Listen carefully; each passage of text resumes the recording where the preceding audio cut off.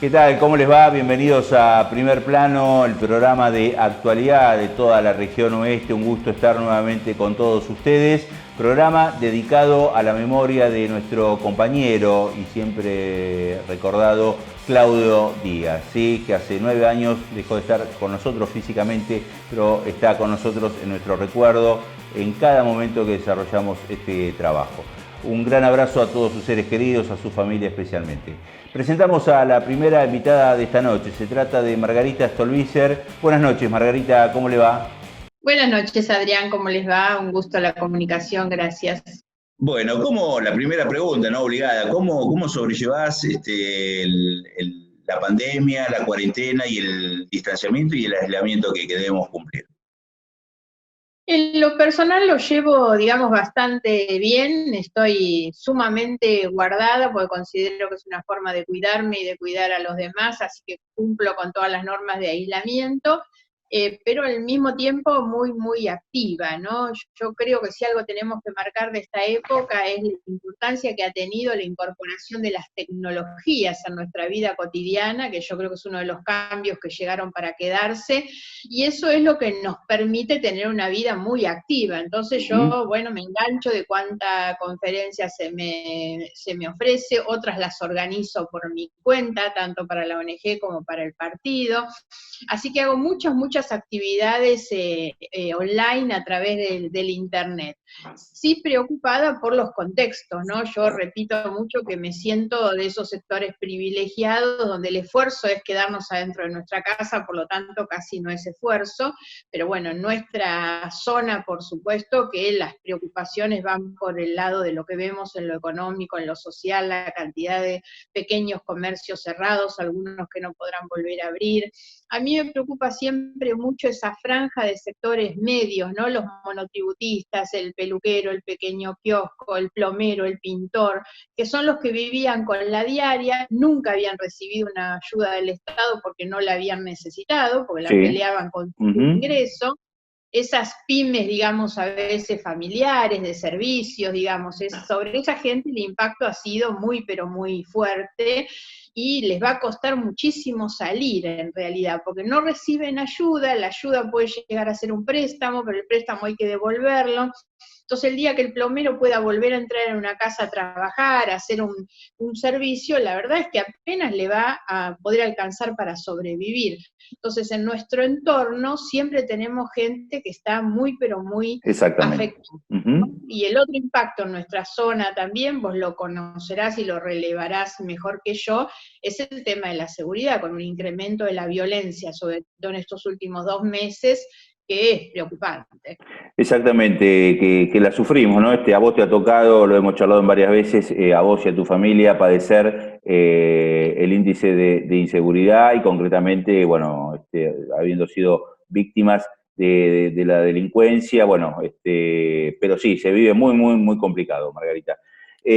Bueno, 8 meses de gobierno lleva adelante Alberto Fernández, Cristina Kirchner, con buenas y malas.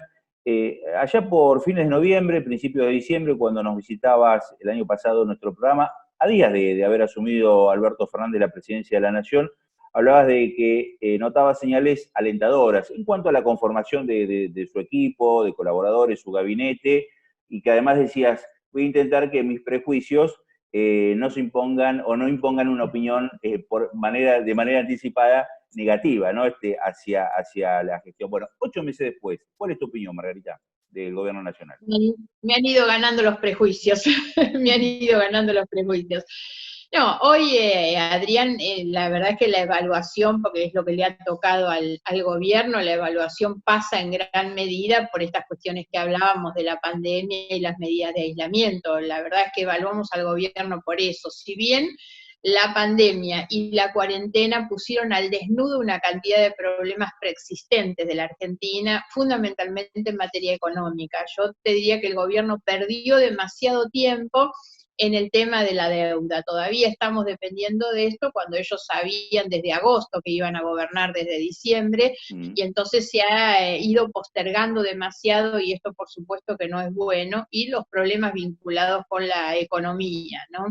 Ahora, si yo tengo que evaluar al gobierno que el mayor tiempo lo ha pasado en pandemia, obvio que lo que tengo que hacer es evaluar eso, y entonces ahí te diría, respecto de lo que es el manejo del aspecto sanitario en sí mismo de la pandemia, a mí me ha parecido correcto. Te diría incluso que hay dos niveles de tranquilidad que el gobierno ha transmitido, sobre todo en el inicio. Me refiero a esa conferencia del 19 de marzo, el presidente con una imagen fuerte, para mí basada en dos cuestiones que fueron importantes en esa primera etapa. Una es verlo acompañado, como lo vemos, con Larreta y Kicillof, lo que significa, bueno, hay una voluntad, digamos, de dialogar, de articular políticas, de ponerse de acuerdo frente a esta situación de emergencia, y eso es alentador. Me gustaría poder ver esa voluntad de diálogo mucho más extendida, sin embargo, en los últimos tiempos eso se ha ido como deshilachando un poco y el diálogo termina quedando más en fotografías de ocasión que realmente en una verdadera muestra. Y el otro aspecto que me pareció también inicialmente positivo es ver al presidente rodeado de ese equipo científico-técnico de sanitaristas, de infectólogos, que lo asesora y que por lo menos a mí me transmiten tranquilidad. Creo que el presidente está bien asesorado y que toma medidas correctas. En el marco sanitario. Exacto, por eso te iba a decir, ¿qué es lo que me parece que falta? Obviamente, y el aspecto que yo más critico, es que me gustaría ver en igual medida al presidente asesorado con un equipo técnico vinculado con lo económico, lo productivo, lo laboral, ¿no? Fíjate que el ministro de la Producción, la única vez que lo vimos aparecer, la mayoría de la gente ni lo conoce ni sabe quién es, fue cuando anunciaron la privatización de Vicentín. Única aparición del ministro de la Producción, cuando si algo deberíamos sentir, la misma tranquilidad que tenemos en lo sanitario, es en lo económico y social, decir, bueno, hay un equipo que está afrontando esta situación y está preparando la salida. Eso no se está viendo de ninguna manera, no hay prácticamente una política que nos permita tener, digamos, esa misma tranquilidad. Bueno, si a eso le agregamos en los últimos días, yo creo que la forma en que se está embarrando el gobierno con esta propuesta de reforma judicial, creo que eso no contribuye tampoco a que tengamos, en medio de esta situación, las tranquilidades que deberíamos tener.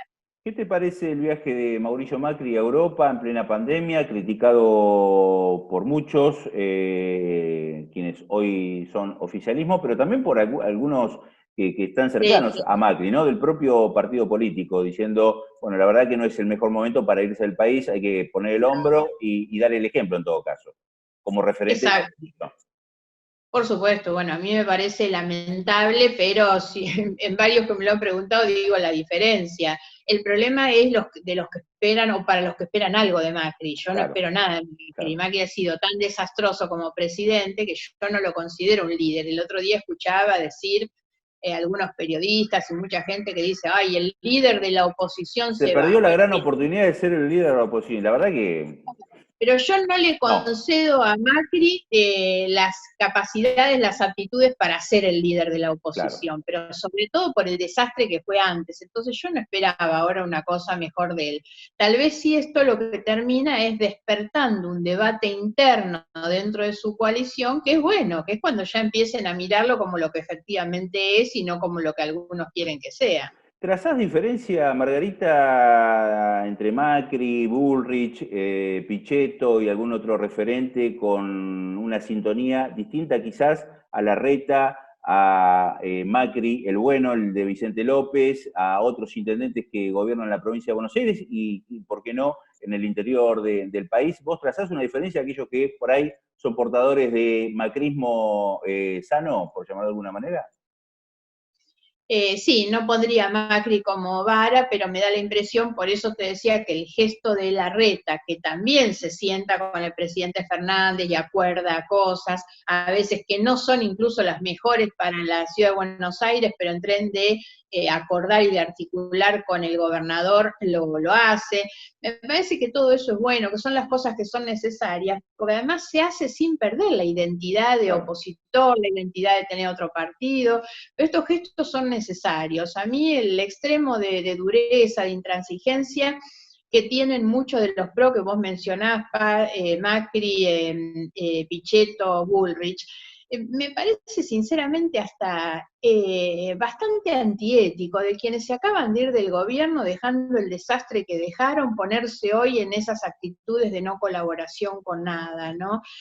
Por lo tanto, sí, me parece que hay claramente una diferencia entre ellos y por eso también me refería a eso cuando te decía, ojalá que el viaje de Macri termine desnudando un poco estas diferencias y estos conflictos para que esto se pueda ir resolviendo. Hasta la propia Vidal diría, ¿no? Que, bueno, obviamente se ha tratado de Sí, diferenciar bueno, en la esos 4 mencionaste, años pero yo de... la hubiera puesto, claro, yo la ponía también dentro de ese lugar de los que hoy tienen Exacto. una posición equilibrada. Más allá que llamó a sus intendentes y a sus legisladores a salir a buscar el voto, ¿no? También se hizo público hace algunos días y de hecho la oposición en la legislatura bonaerense hasta ahora le viene trabando el endeudamiento solicitado al gobernador Kicillof, algo que los que hoy gobiernan en su momento acompañaron, también a regañadientes, pero bueno, terminaron acompañando, por lo menos un sector importante del peronismo. Sí, Vidal estuvo acompañando bastante todo el inicio de la etapa de Kicillof, ahora no sé por qué se ha trabado, pero tengo confianza que todas esas cuestiones se resuelven conversando y que hay voluntad de hacerlo. ¿Qué te parece la reforma judicial que, bueno, hace algunos días presentó el presidente de la Nación, Alberto Fernández? ¿La considerás necesaria? Primera cuestión, la reforma judicial es necesaria, pero no esta reforma judicial y no de esta manera. Mira, yo muchas veces planteo los casos concretos, porque además me siento muy vinculada con las áreas de la justicia y a vos no se te escapa, sobre todo en función de las cosas que hablábamos, las cuestiones económicos-sociales. Hoy un trabajador que tiene un accidente de trabajo y tiene que cobrar una indemnización, tiene que hacer tanta cantidad de trámites y dar vueltas.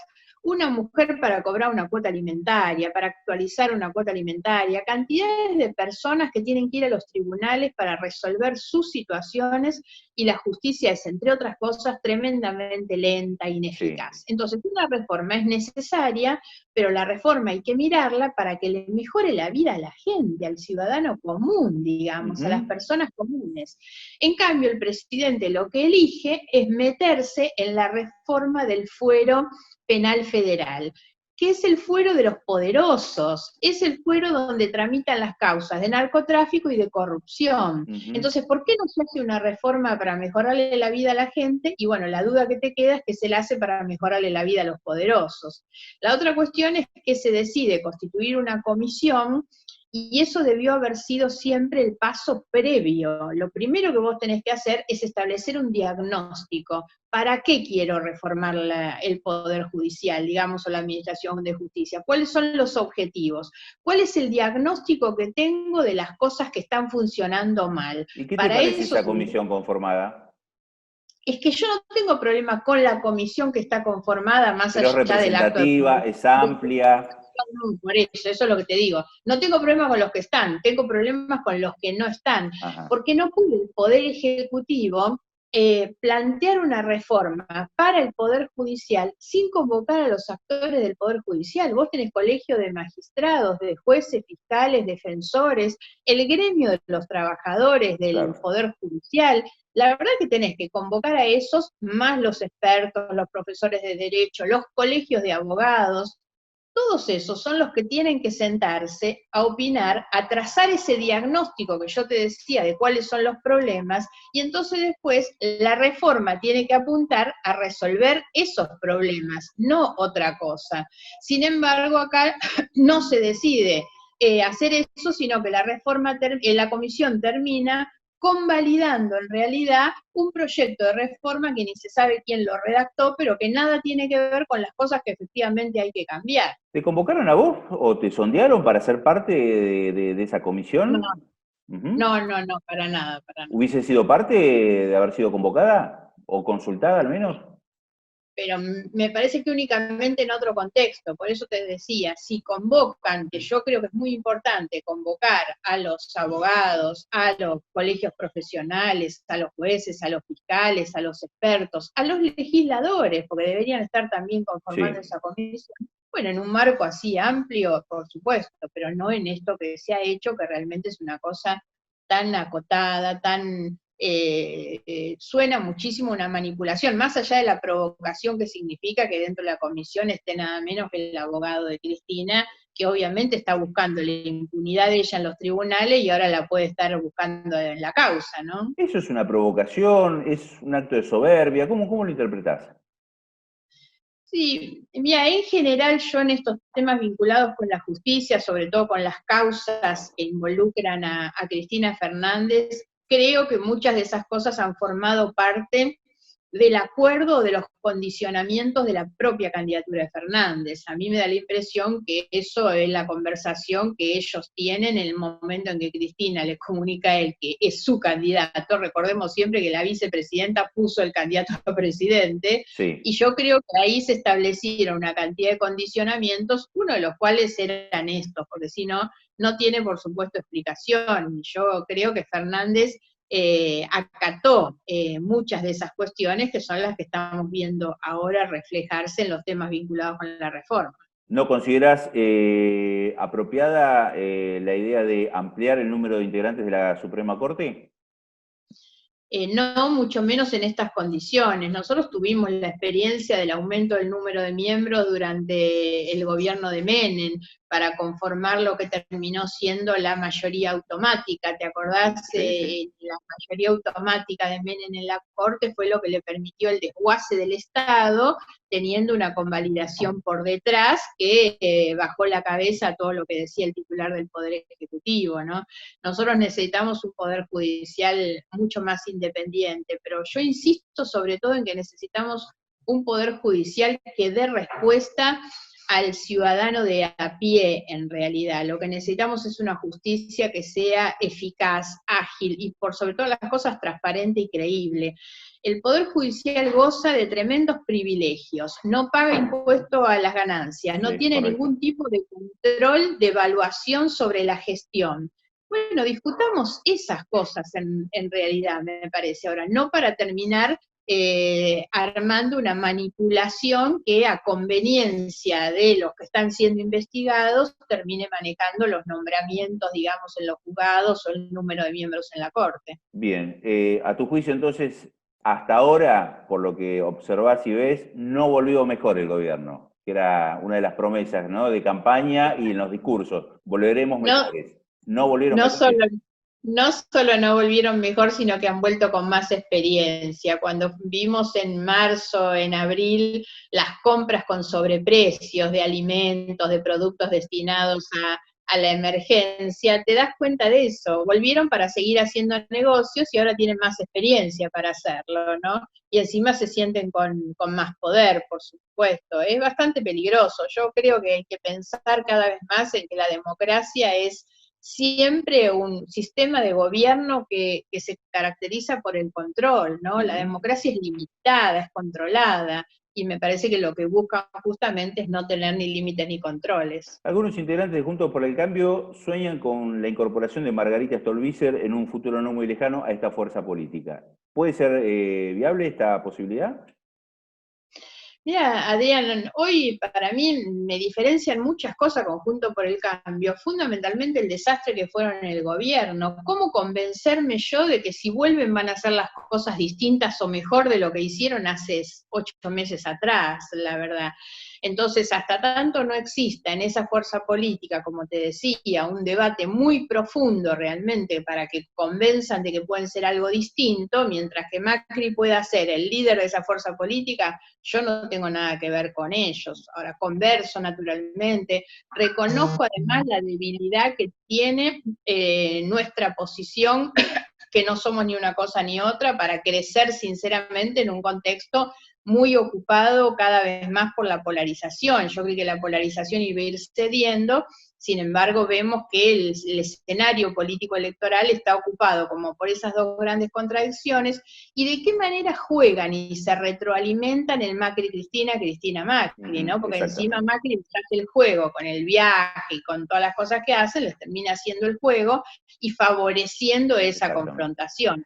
Ahí en ese juego yo no tengo nada que ver. Margarita, te agradecemos la atención, un gusto siempre charlar contigo. Que tenga buenas noches. Al contrario, hasta pronto, Adrián. Gracias a ustedes. Gracias por atendernos. Ha sido la palabra de Margarita Stolbizer. Vamos a la pausa y enseguida retomamos con más actualidad. Ya volvemos.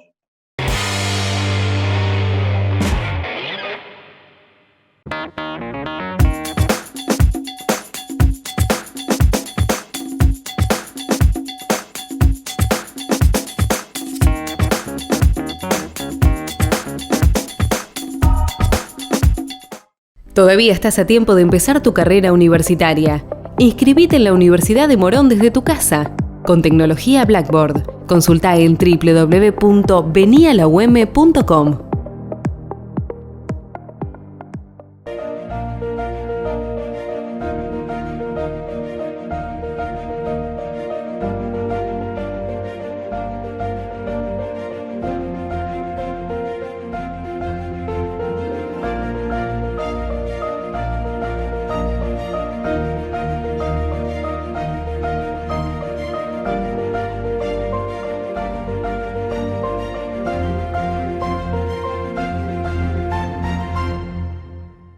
No vamos a abandonar para siempre esa hermosa costumbre de saludarnos con un beso, o la de compartir un mate o una gaseosa, pero vamos a dejar de hacerlo por un rato, hasta que el contagio del virus se termine y podamos vivir como nos gusta.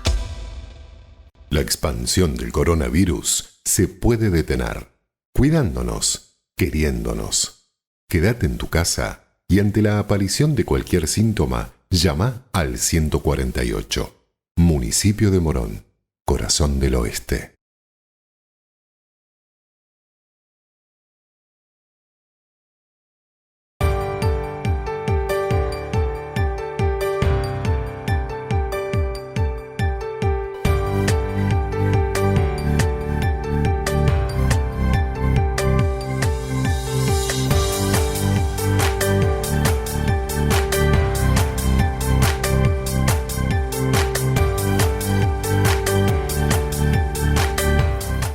Metropol Compañía Argentina de Seguros Sociedad Anónima.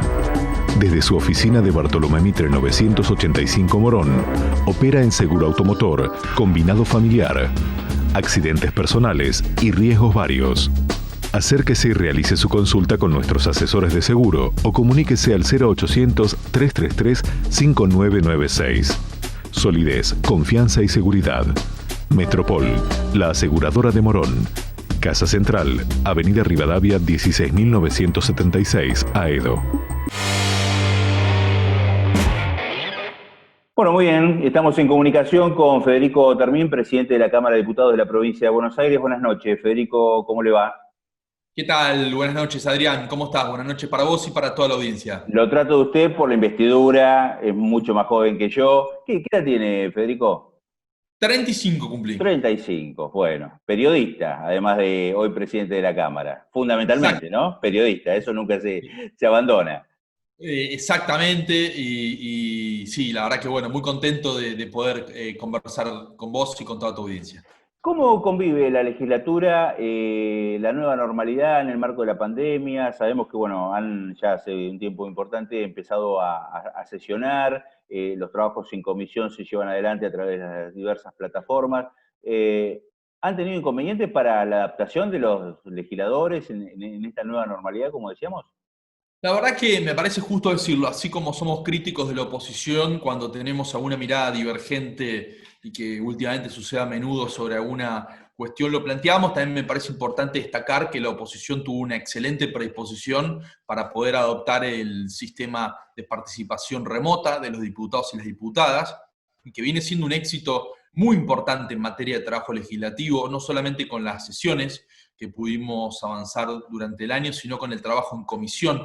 Hay un récord de participación de ministros y ministras del Ejecutivo dando su informe ante cada una de las comisiones, y la verdad es que el agradecimiento a los trabajadores y trabajadoras de la Cámara que pudieron adoptar un sistema de participación virtual mediante las videoconferencias para dar la agilidad a las reuniones de comisión, a las sesiones, así que en ese sentido realmente estamos muy pero muy conformes. Bueno, vienen sesionando cada 15 días, algo muy diferente, ¿sí?, a lo que se dio el año pasado en la legislatura, en la Cámara que usted hoy preside. sin pandemia se sesionó muy, pero muy poco, ¿no? Hoy en este marco de crisis sanitaria, no obstante, bueno, se está trabajando como corresponde, en definitiva. Sí, de hecho venimos a sesionar los últimos 2 jueves y por lo que estamos trabajando con los presidentes de bloque, la idea es poder sesionar este jueves. Vamos a intentar que el gobierno de la provincia de Buenos Aires pueda tener su ley de financiamiento, que es una ley...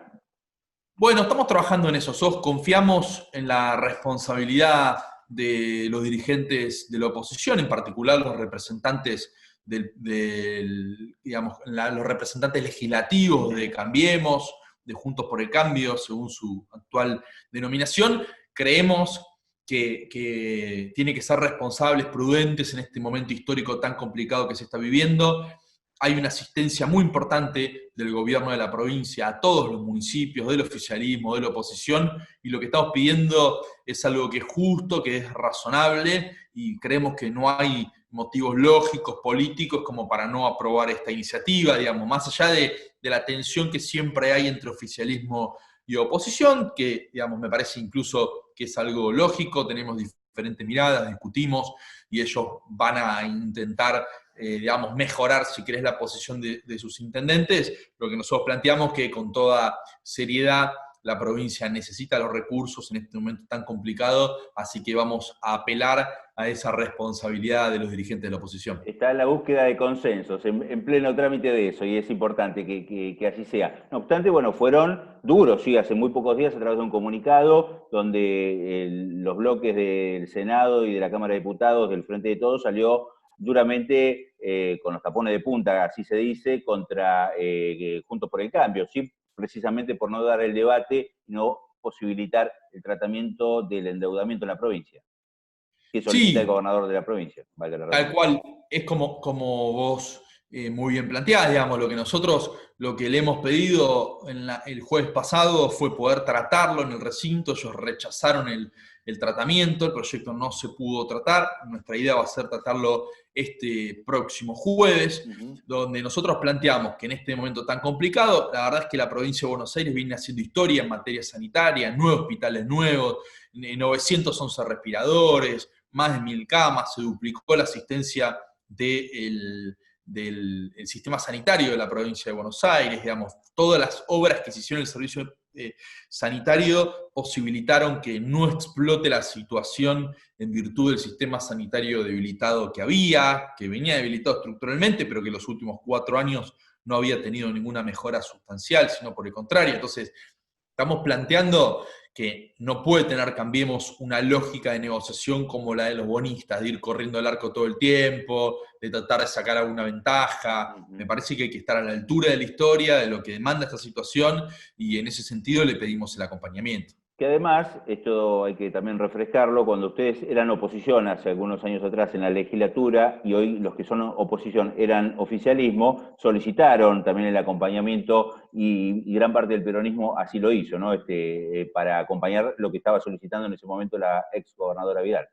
Sí, totalmente, Adrián, pero con una particularidad. Vidal tuvo los 4 años el endeudamiento, pero tuvo un endeudamiento enorme de libre disponibilidad. Acá lo que estamos planteando es un fondo específico de 500 millones con fondos afectados para obras puntuales y que están detalladas.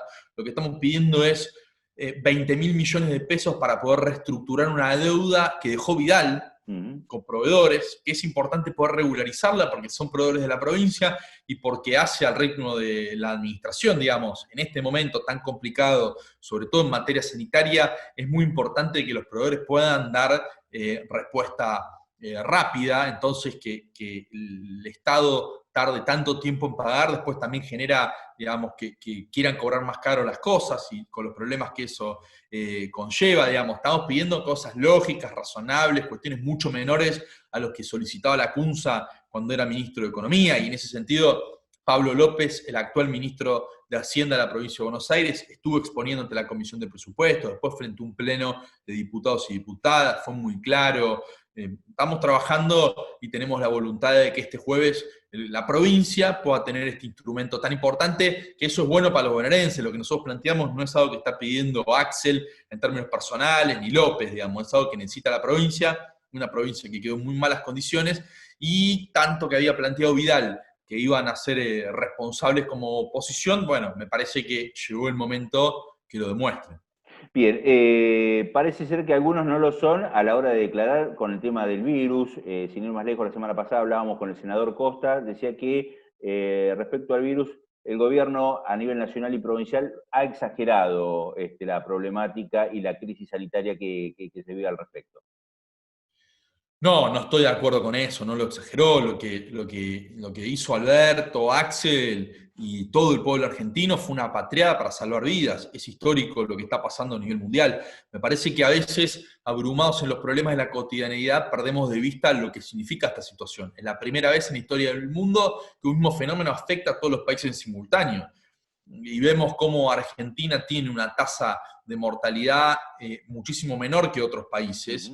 Y la verdad es que es importante valorar la vida. Digamos. Yo no me resisto a pensar que, bueno, listo, la enfermedad es así, que muera el que tenga que morir y que nada se puede hacer con eso. Yo creo que hay que valorar el esfuerzo que hace el pueblo argentino.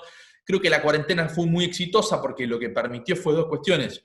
Una, abrir una ventana temporal para poder robustecer el sistema sanitario, evitar que los casos exploten y lograr que esa mejora del sistema sanitario pueda contener más casos. Entonces, claramente fue muy exitoso todo lo que se hizo. Yo entiendo la angustia, la tristeza de la gente, digamos, está clarísimo y la compartimos, pero hay que entender el momento que nos tocó. Lo que no se puede hacer con la realidad nunca es negarla. Se hizo muchísimo en materia sanitaria en la provincia de Buenos Aires y a nivel nacional. Los intendentes del conurbano, de cualquier color político, inclusive los compañeros suyos, están, no obstante, siguen preocupados por el desborde y la posibilidad de colapso sanitario, lo que puede provocar esto, bueno, que se entre en una situación incontrolable. Sí, bueno, mirá, yo vengo de Lomas de Zamora y trabajo hace muchos años con Martín Insaurralde, veo el trabajo que hace Martín en Lomas, hablamos el otro día con Martín junto con Juanchi Zabaleta, vecino de la zona, y vemos el trabajo tan importante que está haciendo en Hurlingham y que es modelo, y la decisión que tomó Juanchi, Martín, los intendentes, es cuidar a los vecinos y vecinas. Nosotros no nos resignamos a que abuelos y abuelas, porque tienen mayores de 65, se vayan a morir por un virus cuando se puede evitarlo. Me parece que nadie puede ser tan frío de decir que no hay nada para hacer. Me parece que hay que aprender ahora a convivir con el virus. Me parece que la vacuna está cada vez más cerca de ser una realidad, y que cuanto antes la ciudadanía entienda la importancia que tiene los cuidados individuales, intrafamiliares, bueno, antes vamos a poder regresar a esa normalidad que todos tanto extrañamos. Bien, a través de nuestra señal estamos saliendo en zona oeste, en zona norte y también en zona sur. ¿Qué le dice a los vecinos que, bueno, siguen preocupados, más que preocupados, calientes, diría yo, por la situación que se da con Edesur? Más de 2,5 millones de personas, de clientes, de personas, de vecinos para muchos de nosotros, de clientes para la empresa, ¿no? Que se ven afectados por el mal servicio, por el corte de servicios. Han aumentado con pingües ganancias durante los 4 años del macrismo esta empresa, tanto Edesur como Edenor, en la provincia y en la ciudad de Buenos Aires. No obstante, no han invertido aparentemente, o han invertido muy poco. Los cortes continúan y los perjuicios y las pérdidas son millonarias para el vecino y para la gente. Sí, a ver, lo de Sur me parece muy importante, algo que identificó Martín junto con los intendentes. Se da un combo perfecto del mal. Las tarifas son carísimas y el servicio es malísimo. Me parece que es la peor combinación posible. Lo que nosotros planteamos es que estamos en 2020. No se puede vivir sin luz, no es algo que alguien pueda elegir. Si quiere vivir, digamos, y si quiere un servicio, digamos, se necesita, es esencial. La luz es imprescindible para vivir, para trabajar, para producir. Lo necesitan las personas, los ciudadanos de a pie, como diría mi abuela, y lo necesitan las empresas para producir. Entonces, y los comercios, digamos, para subsistir. Sí, por supuesto. Entonces, lo que nosotros estamos planteando es que Edesur tiene que cumplir la concesión. La concesión implica que el servicio tiene que ser, bueno, la luz no se puede cortar, no podemos naturalizar los cortes de luz que son cada vez más reiterados con una extensión cada vez más grande, digamos, otra cuestión doble negativa que se da. Entonces lo que estamos planteando es que Edesur tiene que cumplir con la concesión y que eventualmente si no lo cumplen y las inversiones no lo hacen, bueno, tal vez haya otras empresas que tengan interés de invertir en nuestro país con la necesidad de darle un buen servicio a la gente. Me parece que la luz es un servicio público esencial. No es justo que haya 2 o 3 personas que sean ultra multimillonarias con el esfuerzo de todos los argentinos y además la dejen oscuras. Nosotros le estamos pidiendo a la gente que se quede en la casa porque es la mejor receta que el mundo encontró, reducir la circulación para evitar que exploten los casos, y la gente en la casa no tiene luz. Entonces me parece que hay que tomar cartas en el asunto.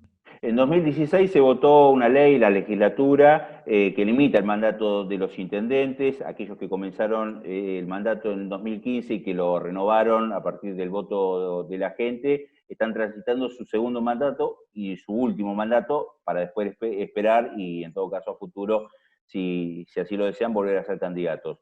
¿Está de acuerdo con esta ley? ¿Están aquellos que plantean que es inconstitucional, que lo que se votó no está correctamente aprobado por la retroactividad de una ley y demás? ¿Considera que es una ley anticonstitucional o que está correctamente aprobada? Eso lo podrán plantear abogados constitucionalistas. Yo como vecino de Lomas, digamos, no me parece correcto que se cerciore la posibilidad de elegir. Después, en todo caso, será la ciudadanía la que decide si quiere a quién o cuál intendente, o si está contenta con un intendente siga, o prefiere que no siga. Me parece que la manera más clara de evitar las reelecciones indefinidas es el voto de la ciudadanía. Digo, porque ha pasado con muchos intendentes que tuvieron muchos años, hasta que un día la ciudadanía decidió votar a otro candidato o candidata y hubo recambio en términos democráticos. Digamos, hoy, digamos, toda la agenda de la discusión política nos la lleva a esta situación tan complicada de la pandemia y la salida de la pospandemia. No es un tema que se esté discutiendo, pero bueno, por supuesto, calculo que a medida que se vayan acercando las elecciones también habrá posiciones de los vecinos y la dirigencia en ese sentido, y se verá. No tengo hoy una línea, digamos, que haya de gobierno en ese sentido.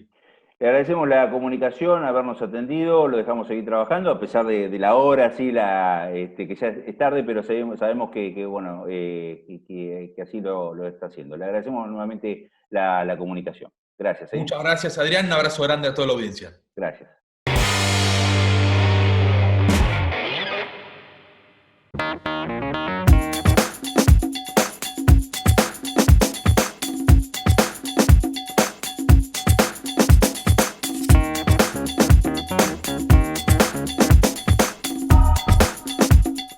Días tristes, nos cuesta estar muy solos. Buscamos 1000 maneras de vencer la estupidez. Volveremos a juntarnos, volveremos a brindar. Un café queda pendiente en nuestro bar. Romperemos ese metro de distancia entre tú y yo. Ya no habrá una pantalla entre los dos. No vamos a abandonar para siempre esa hermosa costumbre de saludarnos con un beso, o la de compartir un mate o una gaseosa, pero vamos a dejar de hacerlo por un rato, hasta que el contagio del virus se termine y podamos vivir como nos gusta. La expansión del coronavirus se puede detener, cuidándonos, queriéndonos. Quédate en tu casa y ante la aparición de cualquier síntoma, llama al 148. Municipio de Morón, Corazón del Oeste.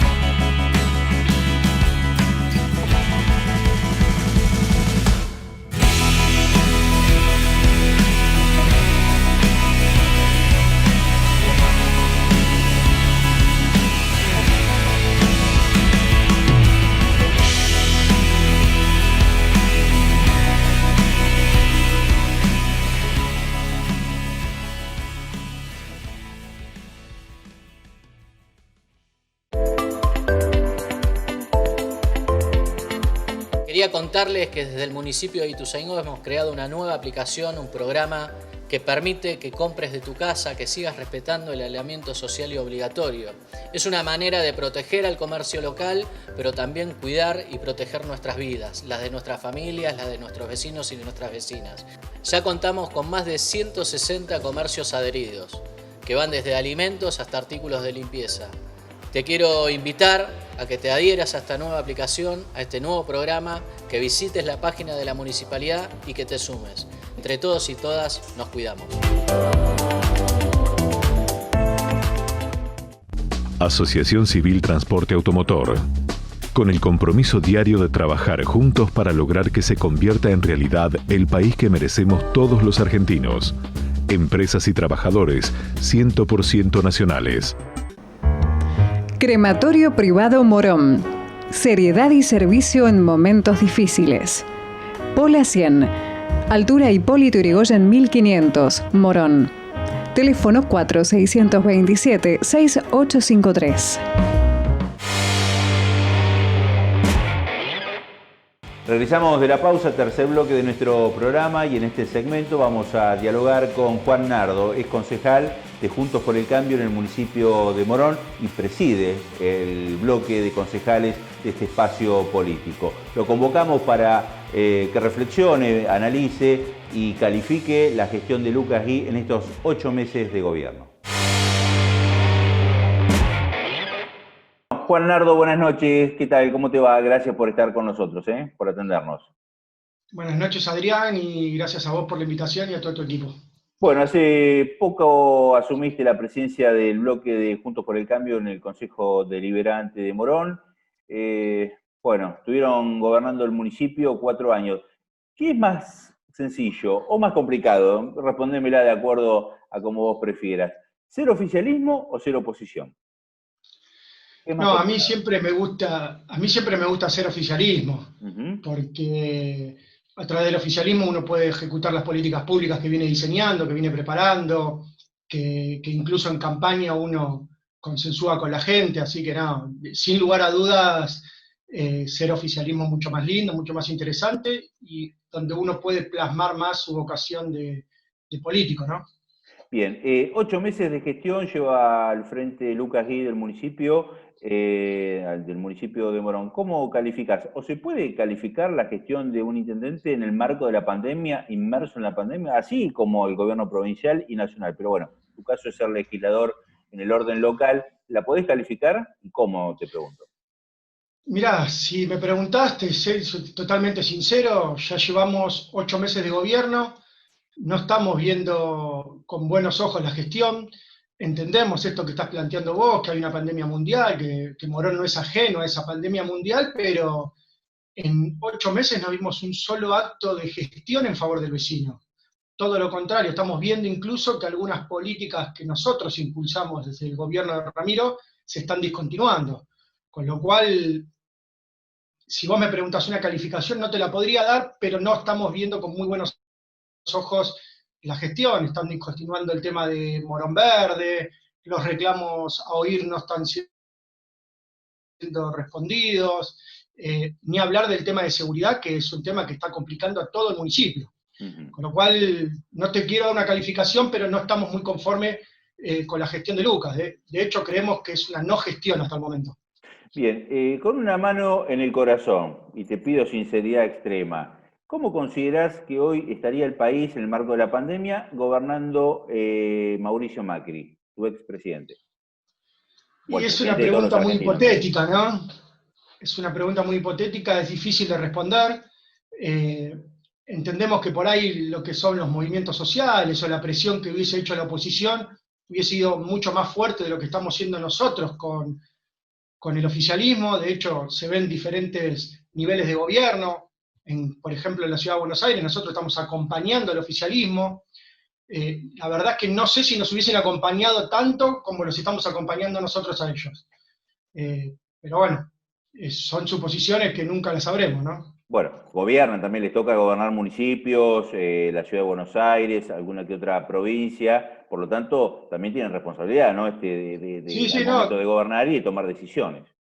3 de febrero, Lanús, que están gobernados por Grindetti y Diego Valenzuela, están acompañando al gobierno nacional, así que desde ese lado nosotros estamos acompañando lo que son las políticas macro, digamos. ¿Qué te parece que la decisión que tomó Mauricio Macri de haber viajado en plena pandemia a Europa? ¿Te cayó bien, te cayó mal? ¿Te resulta indiferente? No, indiferente nunca, es nuestro referente político. Tenemos que ver, todavía no se sabe si viajó por el tema de la FIFA o viajó por alguna cuestión personal, pero independientemente de eso, es una persona que no tiene ningún cargo hoy oficial, con lo cual, digo, a nivel nacional, ¿no? Hacer un análisis sobre si viajó o no, creo que no tiene sentido hoy. No le veo algún análisis político al tema. Bien, sí, pues están aquellos que dicen que, bueno, en el marco de plena pandemia está mal que se haya ido, que haya viajado al exterior. La verdad que no me incluyo dentro de aquellos que piensan, bueno, en este caso porque tengo una visión tal vez más crítica también del expresidente, no sé qué aportaría acá en nuestro país también su presencia, así que, como decís vos, está totalmente permitido que pueda viajar, lo puede hacer, y bueno, viaja y lo ha hecho con su familia, ¿no? Pero bueno, es una polémica que se está dando por estos días en los medios de comunicación y en la opinión de los dirigentes políticos. ¿Qué edad tenés, Juan? Sos muy joven. 38. 38. ¿Siempre viviste en el partido de Morón, en el municipio de Morón?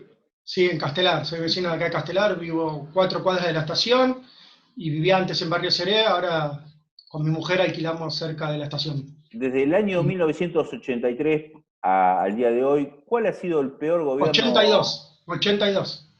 No, pensé que me decía por la edad. No, pero digo, desde el 83 a la fecha. El 83 por ahí la primera gestión de García Silva no la puedes evaluar porque, bueno, eras muy pequeño, ¿no? Eras un niño, un bebé prácticamente.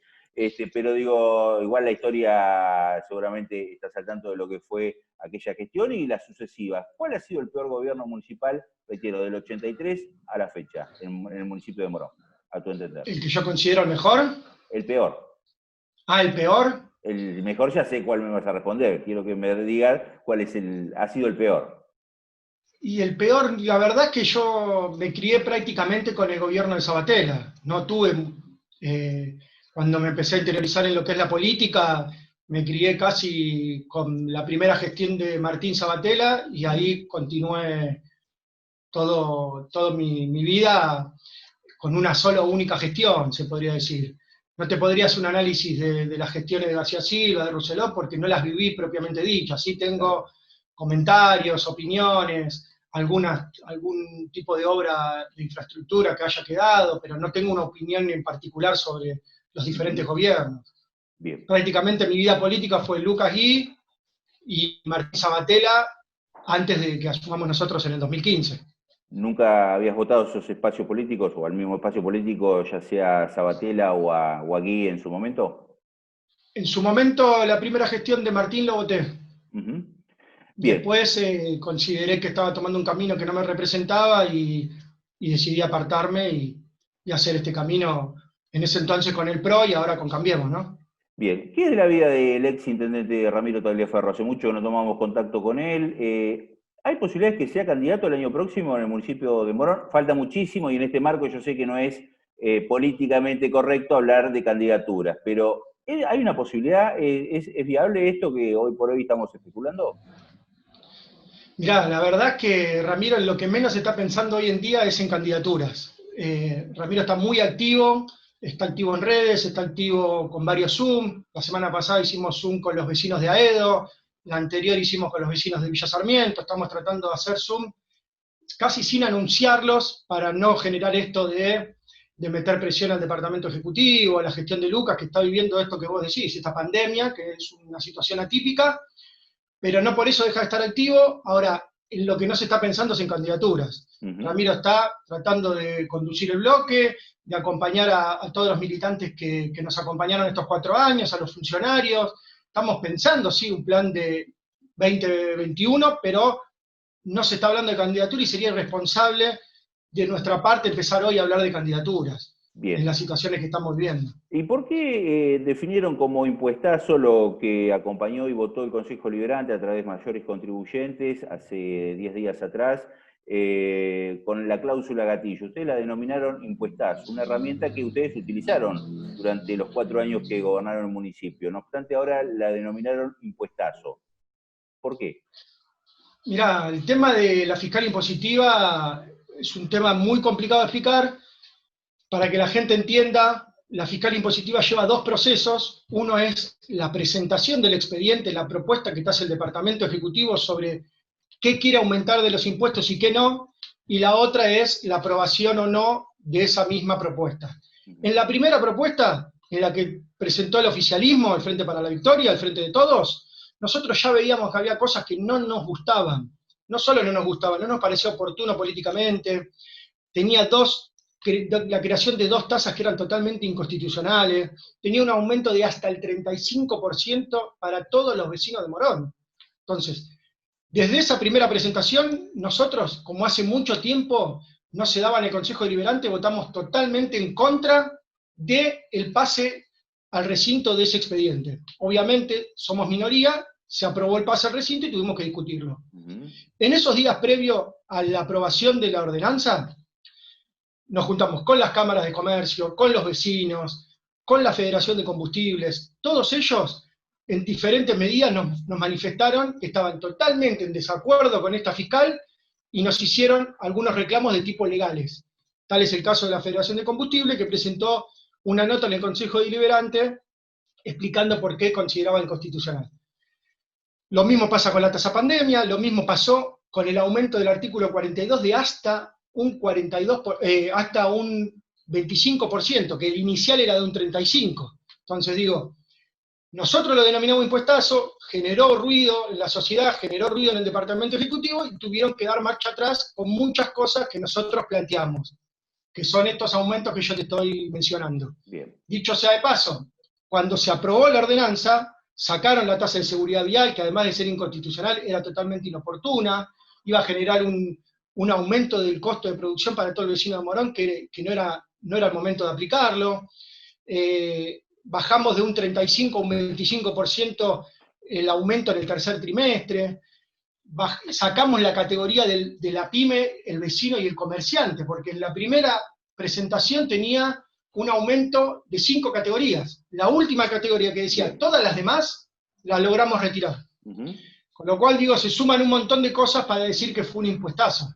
Bueno. Ahora, la pregunta que vos me hacés, la de la cláusula gatillo, una cosa es plantearla en enero, con todo un año por delante, que no sabés qué inflación podés tener en el año, y otra cosa es, como la planteó el Departamento Ejecutivo hoy, el oficialismo, que es para el último trimestre. El último trimestre es en 2 meses. O sea, en enero se le aumentó un 50% al vecino de Morón. En 2 meses se le puede aumentar hasta un 25% más.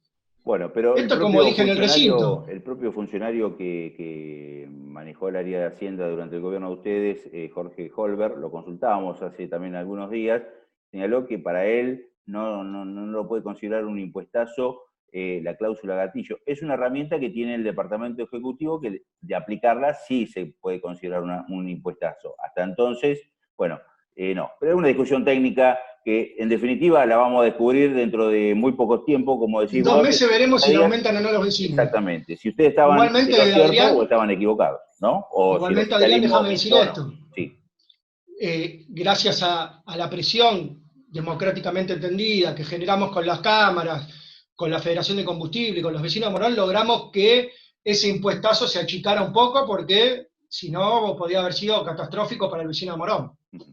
Bien, logramos sacar una tasa y bajar un poco los porcentajes. La última, Juan. Bueno, ¿qué ha pasado en el espacio político? Teniendo en cuenta que en el 2017 obtuvo en Morón, Juntos por el Cambio, el 50% de los votos. La elección del año pasado para intendentes bajó el caudal de votos, el porcentaje por ende. A partir de allí hubo un esmerilamiento del bloque, se fueron varios concejales que abandonaron el espacio político, el escándalo con Emiliano Catena. Está en un estado de descomposición Juntos por el Cambio y en el cual, bueno, pegaron un volantazo y empiezan a tratar de mejorar el campo perdido o el terreno perdido. No, yo creo que, como en todos los espacios políticos, cuando se pierden elecciones, queda gente herida, queda gente disconforme, queda gente que dice tendríamos que haber hecho tal o cual cosa que no se hizo, pero bueno, como siempre se dice, es con el diario del lunes. Hoy lo que estamos haciendo nosotros es tratar de cerrarnos, de contener a la mayor cantidad de militantes que nos acompañó en la gestión y que estamos agradecidos y son parte de nuestro espacio. Lo mismo está haciendo Ramiro. Y si en algún momento se cometieron errores, no volver a repetirlos, aprender de esos errores y tratar de que el día de mañana no vuelvan a suceder. El vecino igual, como te decía Adrián, ya tuvimos varios Zoom, varias charlas con los vecinos y nos reclaman, nos insisten, entienden que hoy el municipio no está funcionando como estaba funcionando cuando estábamos nosotros, con lo cual como que nos está reclamando la vuelta. Es imposible matemáticamente porque hay que esperar las elecciones, eso está claro. Pero digo, hoy la gente está sufriendo mucha inseguridad, Morón, mucha inseguridad, los reclamos no son respondidos, digo, hay un montón de cosas que el vecino de Morón extraña y que con el paso del poco tiempo ya lo está viendo, bien, la diferencia de una gestión con la otra. Entonces, de ese lado nos motiva a seguir, nos motiva a zanjar esas pequeñas diferencias que hay en todo espacio político y saldremos adelante y presentaremos una linda propuesta para el 2021. Juan Nardo, te agradezco la atención y, bueno, por supuesto, seguimos en contacto. Gracias por estar del otro lado. Gracias a vos, Adrián, y saludos a todo el equipo. Nos vamos a la pausa y enseguida retomamos con más actualidad. Ya volvemos. Bueno, llegamos al final del programa de esta noche con un anuncio que en las próximas horas va a ser una realidad. La inauguración del área COVID del Hospital Ituzaingó, el Hospital del Bicentenario. ¿Sí? Una importante inversión que realizó el Gobierno Nacional junto al PAMI se va a ver hecha realidad en las próximas horas en el municipio de Ituzaingó. Ahora sí nos vamos, nos despedimos. A todos ustedes les mandamos un fuerte abrazo. En 7 días estamos nuevamente aquí. Chau.